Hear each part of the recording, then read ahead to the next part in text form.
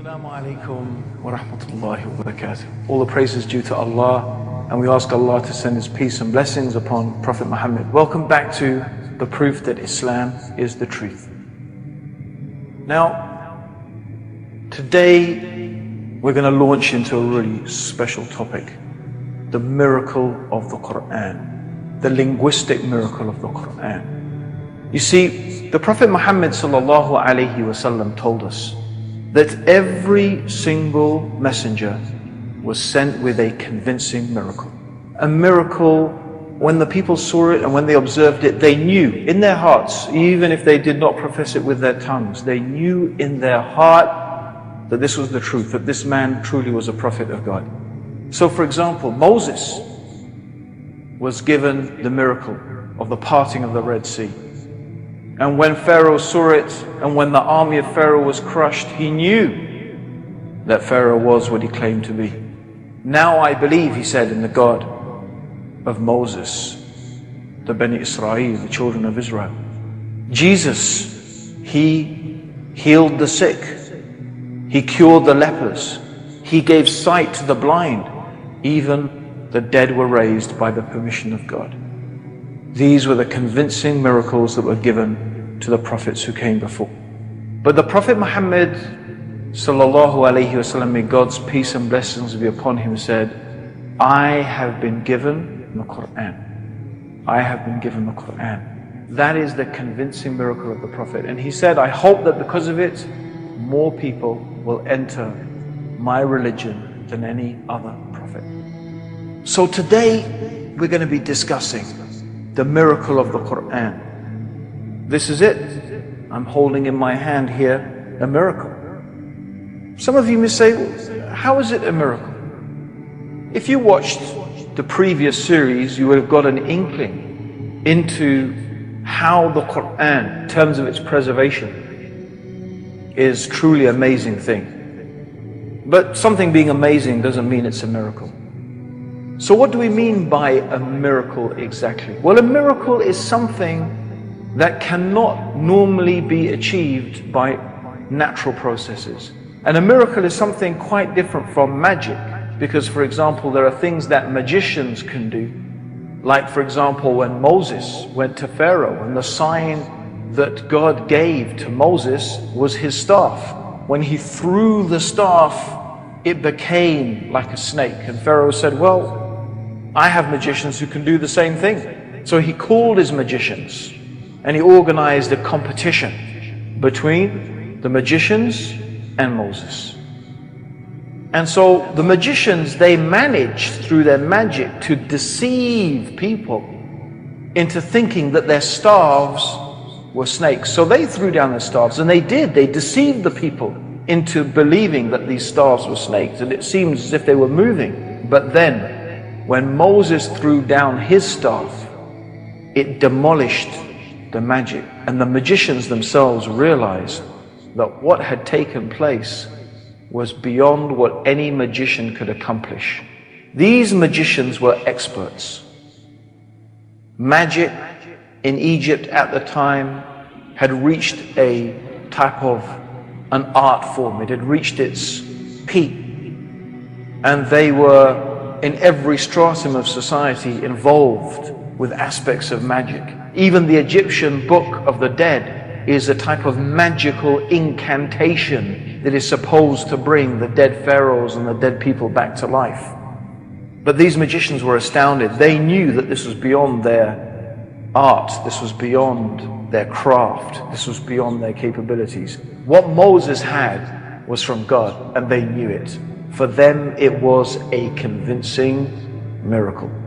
Similarly, in the time of Jesus, the people were very skilled at the time in medicine, and the Jews were very proud of their abilities in the field of medicine. But yet, when Jesus came, giving sight to the blind and curing lepers, even the dead were brought back to life, they knew that this was beyond what any human being could do. This was something that was from God. So how can a book, the Quran, how can this be a miracle on the same level as that? That's what we're going to be examining over the next 2 episodes of the proof that Islam is the truth. Because that's what we're trying to bring to you. The evidences that can convince any rational, sensible person that Islam is exactly what it claims to be. The divine revelation from Allah, the creator of the heavens and the earth, for the benefit and the guidance of all of mankind.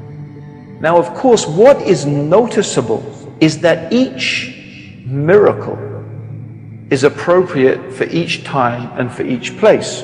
As I mentioned, you see, the miracle that was given to Moses when his staff became a snake and how it was able to destroy the magic of the magicians was suitable to Egypt at that time, because that was what they were impressed by. Similarly,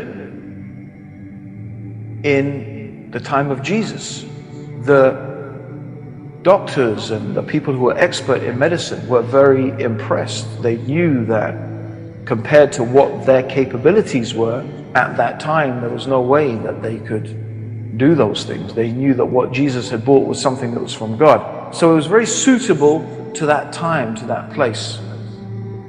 But the Quran is for all times. The Quran is until the Day of Judgment. And the miracle of the Quran is not just one miracle. Its aspect is miraculous in many, many different ways. And certainly, one of the miraculous aspects about the Quran are the statements in the Quran concerning the natural world, concerning things that normally is the realm of scientific investigation. Yet, the Quran contains information that no person could possibly have known 1,400 years ago. These are the scientific miracles of the Quran, because the Quran is guidance, the age of science, just as it was guidance for the age of the Prophet Muhammad, may God's peace and blessings be upon him. But our topic today is not the scientific miracles in the Quran. We're going to be dealing with that in some further episodes. Today, our topic is the linguistic miracle of the Quran. And in some ways, this is a historical investigation, although it is still something that is a challenge that stays until this day, because the Arabic language is a living language. People still speak Arabic. People can still pick up the Quran who speak Arabic and read it and understand it and comprehend it, even though this book is 1,400 years old. You would be very hard pressed. In fact, I don't even know if there is another book like this in the world today, or another language like this in the world today, that is so ancient, yet people still comprehend it and still people understand its language. So this is something very special about the Quran. But what we're going to be investigating is this linguistic miracle of the Quran, the challenge of the Quran that was laid down to the Arabs 1,400 years ago. If you do not believe that this book, the Quran, is from God, then produce one chapter like it. Just produce one chapter like it. And if you can't do it, and verily you will never be able to do it, then fear the fire. Fear the hellfire, whose fuel is men and stones. So this is the challenge of the Quran. The challenge was for the Arabs to produce just a chapter like the Quran. So I want to really spend a little bit of time explaining the significance of this.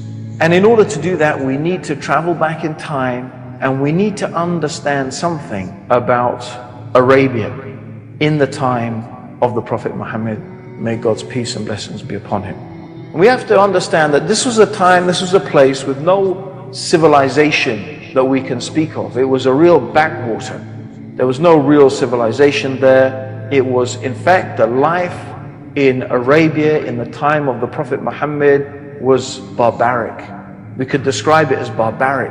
A common practice was female infanticide. They had no roads, no impressive buildings, no amazing infrastructure, no art forms, to think of and to talk about, but what they did have, of course, what was in place was the language. They were masters of their language, and if they had a civilization, their civilization was in the language itself. They were extremely proud of their language. In fact, the word Arabs use for people who are not Arab is ajmi. And ajmi means someone who is dumb. It's like someone who can't speak. So they were really proud of their language. It was a pure language. It was a strong language. And they were masters of it. They were masters of the use of language. And they were very, very fond of poetry as well. In fact, they had a marketplace for poems, a marketplace for poetry. It was called Uhaz. And this is the context in which I need to place the revelation of the Word of God, the Quran. Because it's in this context that the challenge of the Quran is made. You see, the Prophet Muhammad, may God's peace and blessings be upon him, was not a literate man. He was not a man of letters. He was not known to be a poet or a narrator. That's not what he was known to be. He was known to be honest and truthful and trustworthy, yet he came with this book, outstanding in its qualities, a masterpiece of literature, unlike which the Arabs had never heard before. And the proof of it, the proof that it was from God to the Arabs, was its eloquence, its mastery of the language, its succinctness.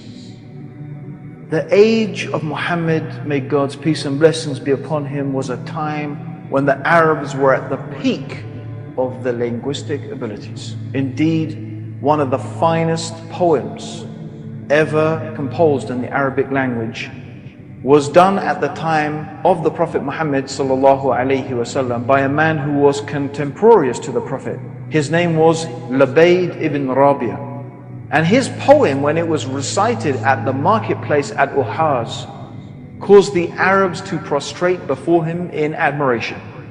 And when this same Labayd began to hear the verses of the Quran, he embraced Islam and gave up poetry altogether. When he was once asked to recite some poetry, he said, "What? Poetry after the Quran?" Indeed, many of the Arabs entered Islam just from hearing the Quran, because they knew that it was conclusive proof of its divine origin. They knew no man could produce the like of the Quran and its eloquence. You see, the challenge of the Quran was not to produce, as some people might suppose, an amazing piece of literature like Shakespeare or Shelley or Keats or Homer or any of these great literaries. No. The challenge of the Quran was something much more fundamental, because the Quran differed in its very structure.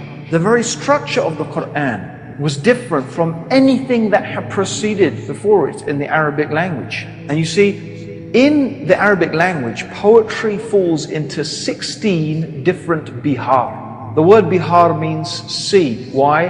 Because each poem moves according to a different rhythmic pattern. And then of course they have the speech of the soothsayers, and they have prose, and they have rhymed prose, and normal speech. So these are the forms of the Arabic language, yet the Quran, although it seemed to reflect some of those forms, it was none of them. It was unique. It was not like anything the Arabs had ever heard before. It did not fit into any of those categories, yet at the same time, it made sense, more than sense. It was the peak of eloquence. And this is what made the Quran inimitable.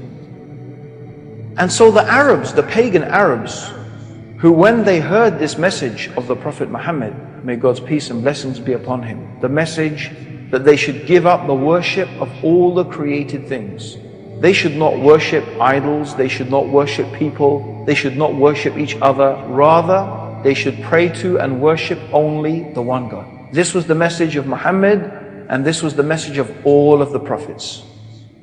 When they heard this message, many of them did not like what they were hearing. They started to rebel. Mostly the rich and the powerful people, because in their mind, it was challenging their self-interest. The Kaaba was the center of pilgrimage for all the people in Arabia. They used to come to the Kaaba, and the tribe that was in charge of the sacred precincts around the Masjid al-Haram, the sacred mosque, the Kaaba and its surroundings, was known as the Quraysh, and they were the most respected tribe in Arabia at the time. Indeed, the Prophet Muhammad sallallahu alaihi wasallam, may Allah's peace and blessings be upon him, himself was from the Quraysh. The Quraysh was a large tribe, and the Prophet sallallahu alaihi wasallam was from Bani Hashim, which was a sub-tribe of the tribe of the Quraysh. However, the Quraysh collectively were in a state of despair about this message of the Prophet Muhammad. How can he make all the idols into one God? How can he make all of these into the worship of the one God? They imagined that if this happened and the idols were removed and the Kaaba was only to worship one God, who would come to the Kaaba? Who would come to Mecca? Who would perform pilgrimage? Actually, really what they had in their mind was their own material self-interest, not truth, not the reality of whether Muhammad was a prophet or not. This is not what they were interested in. In fact, one of the uncles of the Prophet Muhammad, he said, look, your tribe has looked after the pilgrims and our tribe looked after the pilgrims. Your tribe did this good action and our tribe did this good action. Now you say you are a prophet? How can we compete with this? In other words, he was admitting that his refusal to follow Islam was based purely upon his tribal allegiance. What a stumbling block to truth. What a disastrous path they were following. So they got together. What are we going to do? How are we going to combat this Quran, this amazing speech that enticed, that enchanted its listeners? So Alqamah ibn Abdul Manaf, he said in a gathering of the Quraysh leaders, O Quraysh, a new calamity has befallen you. When Muhammad was a young man, he was the most liked among you, the most truthful in speech and the most trustworthy, until when you saw the gray hairs on his temple, he brought you his message. You said, he's a sorcerer, he's a magician. But he is not. For we have seen such people and their spitting and their knots. You said he was a soothsayer, but we have seen those people and their behavior, and we have heard their rhymes. And you said he's a poet, but he's not a poet. For what we know every type of poetry. You said he was possessed, but he's not possessed. We've seen the possessed people, and he shows no signs of their gasping and whispering and delirium. O men of Quraysh, look to your affairs, for by Allah a serious thing has befallen you. Well, the Quraysh didn't know what to say. They tried all types of different things. They called the Prophet a soothsayer, they called him a magician, they called him a poet, they called him possessed. But none of these things were sticking. People didn't believe it, because when they met the Prophet Muhammad, they knew that he wasn't like any of those things. So what they decided was that they were going to tell the people the magic of his speech turned a man away from his father, wife, brother, family, and tribe. This is what they said. And of course, in a sense, that was true. In a sense, the message that there is nothing worthy of worship except the one God was something very revolutionary, very different. It was something that separated the people who worshipped the one God from the people who worshipped others than the one God. So this is their claim. This is what they decided to say. The magic of his speech turned a man away from his father, his brother, his wife, his family. And then Abu Lahab. Abu Lahab was one of the uncles of the Prophet Muhammad sallallahu alaihi wasallam. And Abu Lahab would wait on the roadways into Mecca in the Hajj season. Now the Hajj is the pilgrimage, the annual pilgrimage. And that Hajj has been going on for thousands of years. Even before the time of the Prophet Muhammad, the Arabs used to make Hajj to Mecca. But the Hajj had become corrupted with idol worship over the years. But the people still used to come from all over Arabia to the Hajj, and this was the source of the wealth of the Quraysh, that of course they were so frightened that the message of Islam was going to destroy. I mean, as a side point, look how many people are going to Mecca today. They didn't suffer because of it, did they? Anyway, he went, Abu Lahab, and he used to go and warn people. He used to say, watch out, be careful of this man Muhammad. You know, he's my nephew, I know, don't listen to him. He's got this speech that if you listen to it, even if you listen to it, you'll be fallen under its spell. Now there was a man, his name was Tufail ibn Amr. Now Tufail was the chief of the Daws tribe. He was the chief of a whole tribe. And he himself was a very distinguished poet. So he was an important man in society, the chief of this tribe. He was a poet, and he was on his way to Hajj. And as he arrived in Mecca, he was accosted by one of these Meccans, telling him all these stories, warning him, said, Muhammad this, Muhammad that, watch out for this man. He's so dangerous, you have to watch out for him. So this is what they were saying. He says, I approached Mecca. As soon as the Quraysh leaders saw me, they came up to me and gave me a most hearty welcome and accommodated me in a grand house. Sure knew how to look after people. Their leaders and notables then gathered and said, O Tufail, you have come to our town, and this man, he claims he's a prophet, has ruined our authority. Notice, he's ruined our authority and shattered our community. We are afraid that he would succeed in undermining you and your authority and your community, just as he has done with us. Don't speak to the man. On no account listen to anything he has to say. He has the speech of a wizard, causing division between father and son, between brother and brother, between husband and wife. And they kept on telling me the most fantastic stories and scared me by recounting tales of his incredible deeds. I made up my mind then not to approach this man or speak to him or listen to anything he had to say.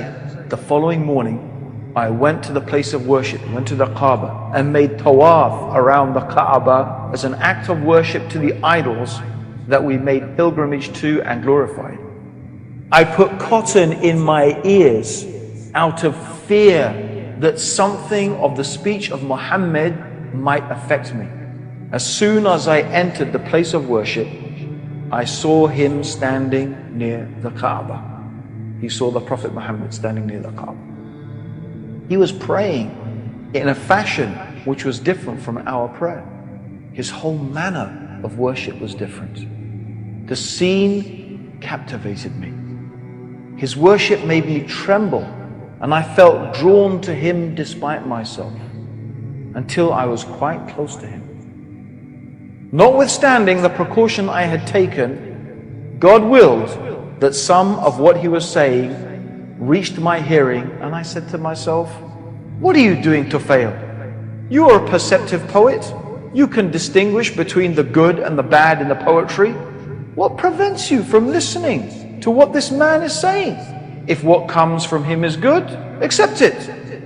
And if it's bad, reject it. I remained there until the Prophet left for his home. I followed him and he entered his home, and I entered also, and I said, "O Muhammad, Your people have said certain things about you to me. By God, they kept frightening me with these things and keeping away from your message until I blocked my ears to keep out your words. Despite this, God caused me to hear something of it and I found it good. So tell me more about your mission. The Prophet ﷺ told Tufail about the mission, and Tufail said, and then he recited to me Surah Al-Falaq. And he said, I swear by God, I have never heard such beautiful words before. I had never heard such beautiful words before. Neither was a more noble mission ever described to me. Thereupon I stretched out my hand to him in allegiance and testified that there was none worthy of worship except the one God, and that Muhammad was truly the messenger of God. And that's how I entered the religion of Islam. Even the leaders of the Quraysh were unable to desist themselves from hearing the Quran. Tufail heard the Quran, and as I said, he heard it and he became Muslim. But actually even the leaders of the Quraysh, they were unable to desist and to resist. In fact, according to the seerah or the biography of Ibn Ishaq, he mentions one incident when Abu Sufyan, who was one of the leaders of the Quraysh, and Abu Jahl and Abu Akhnas, they sneaked out of their houses in the night to listen to the Prophet reciting the Quran, hiding in their places until dawn. They sneaked out of them and they stayed listening to the Quran until the dawn, hiding. And on the way home, they bumped into each other and they reproached one another, saying, don't you ever do that again. For if one of the weak-minded fools sees you, it will arouse suspicion in their minds. So they all promised. But this happened 3 nights in a row. 3 nights in a row, they snuck out to listen to the Prophet reciting the Quran, and again they bumped into each other until they took a totally solemn oath. They swore that they would never do it again.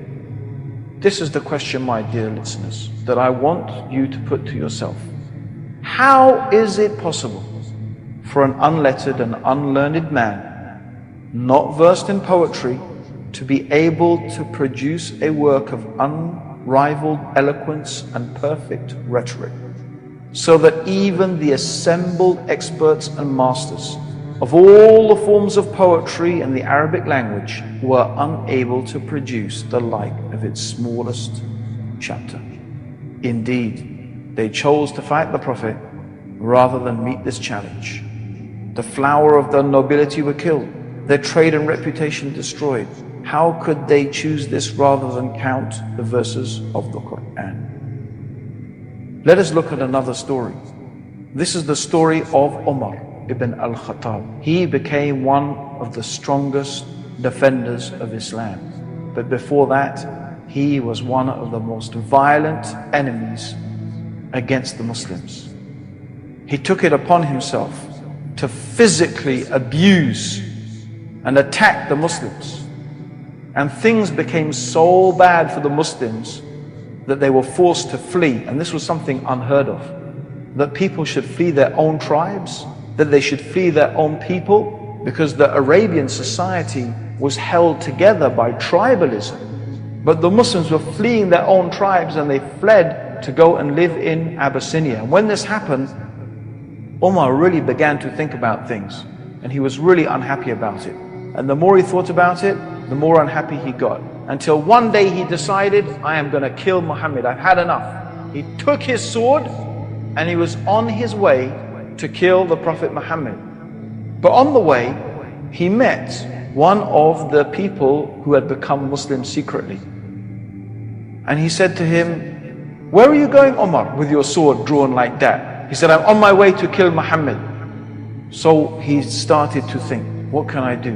And then he remembered that in fact the sister of Omar had already become Muslim. He said, you know what, before you deal with Muhammad, maybe you should deal with your own family first. He said, what do you mean? He said, your sister, she has become Muslim. So Omar was so infuriated. He was so mad. He changed direction, still with his sword drawn. He headed off to his sister's house. He arrived, and when he got to the door, he heard a noise that he had not heard before. He smashed down the door, and there he found his sister and her husband reading something. She jumped up, and he hit his sister, and she fell on the floor and started to bleed. The sister of Omar said, "Okay, I have become Muslim. Do what you like with me, kill me, I don't care. I've become Muslim, so what?" And when Omar saw his sister lying there, bleeding and so vigorous and defending herself and not even afraid to die, he calmed down. He said, "My sister, what is that you are reading?" She said, "They are the verses of the Quran, the speech of God, the words of Allah." He said, "Let me see it." She said, "No, not until you wash yourself first." So she made Omar wash his hands so he could not touch the paper of the Quran without washing himself. And then he sat down and he began to read. And as he read, and as he read, and as he read, the Quran began to enter his heart. He put the Quran down and he went off. He went to the place where the Prophet Muhammad sallallahu alaihi wasallam was. "Where is Muhammad?" he said. There people were saying, "Muhammad, it is Omar. He has come." The Prophet said, "Let him in." Omar came. He said, "O Muhammad, I testify and bear witness that there is nothing worthy of worship except the one God, Allah, and I bear witness that Muhammad is the messenger of Allah." And this is how one of the strongest and most vigorous opponents of Islam, Omar, became one of the most strongest and vigorous defenders of Islam. And he is famous until today for his justice and for his piety and for his standing up for the truth. It's another story of another person who embraced Islam just from hearing the beautiful words of the Quran. How much more do you need in order to be convinced that Islam is the truth? You need to hear more stuff? Well, there is more.